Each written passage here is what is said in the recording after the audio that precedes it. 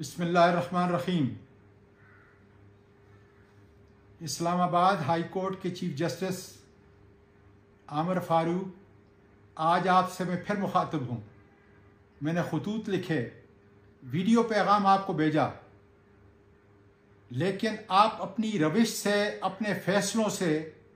जिसमें आप इंसाफ का कत्ल कर रहे हैं, मुल्ज़िम को सजा होने से पहले सजा दे रहे हैं, वो तमाम आला अदालतों के सुप्रीम कोर्ट के प्रेसिडेंट, जिसमें आपने अपने डिस्क्रेशन को ऑब्जेक्टिवली इस्तेमाल करना, आप सब्जेक्टिव इस्तेमाल कर रहे हैं और डिक्टेटरशिप को आप तकवीयत दे रहे हैं। मैं बहैसियत सेनेटर और उस कमेटी के मेंबर, उस पार्लिमानी कमेटी के मेंबर जो हाई कोर्ट और सुप्रीम कोर्ट के जजेस का तकर्रर करती है, जिसका मैं कई दफा चेयरमैन भी रहा हूं, मेरे पास इसके अलावा कोई दूसरा रास्ता नहीं है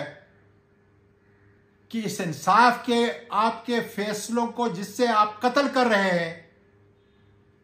इंसाफ की अलमबरदारी के लिए मैं आपके खिलाफ रेफरेंस लेके आऊं। पाकिस्तान के सारे वकला से गुजारिश कर रहा हूं कि खुदारा दस्तूर की बालादस्ती के लिए, कानून की हुक्मरानी के लिए आमिर फारूक के खिलाफ पाकिस्तान के दस्तूर के आर्टिकल 209 के तहत सुप्रीम जुडिशल काउंसिल के अंदर इसके खिलाफ रेफरेंस लेके आए। मैं भी लेके आ रहा हूं ताकि हम इंसाफ को अदालतों का हिस्सा बना सकें। मैं समझता हूं और दाद देता हूं, सलाम पेश करता हूं उस एडिशनल सेशन जज को, उसके पूरे खानदान को सलाम पेश करता हूं कि जिन्होंने इमरान खान के सेल का मुआयना किया और इंसाफ के तकाज़ों के मुताबिक अल्लाह से डर के उन्होंने जो रिपोर्ट जमा कराई, जिसमें इखलाकी गिरावट का, मैं समझता हूं, मैं चूंकि खुद उन सेलों में रहा हूं, कि किस तरीके से सीसीटीवी कैमरा के जरिए और दूसरे अवामिल के जरिए उन्होंने इंसानी बुनियादी हुकूक की धज्जियां उड़ा दी हैं। इमरान खान, खुदा के फजल से अल्लाह ताला ने इसको इज्जत दी है,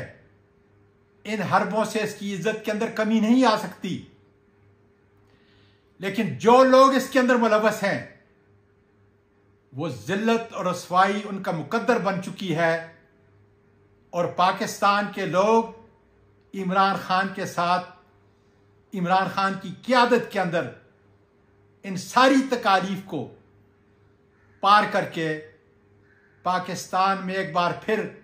जमहूरियत का अमल और हकीकी आज़ादी का अमल बुलंद करेंगे। पाकिस्तान पाइंदाबाद।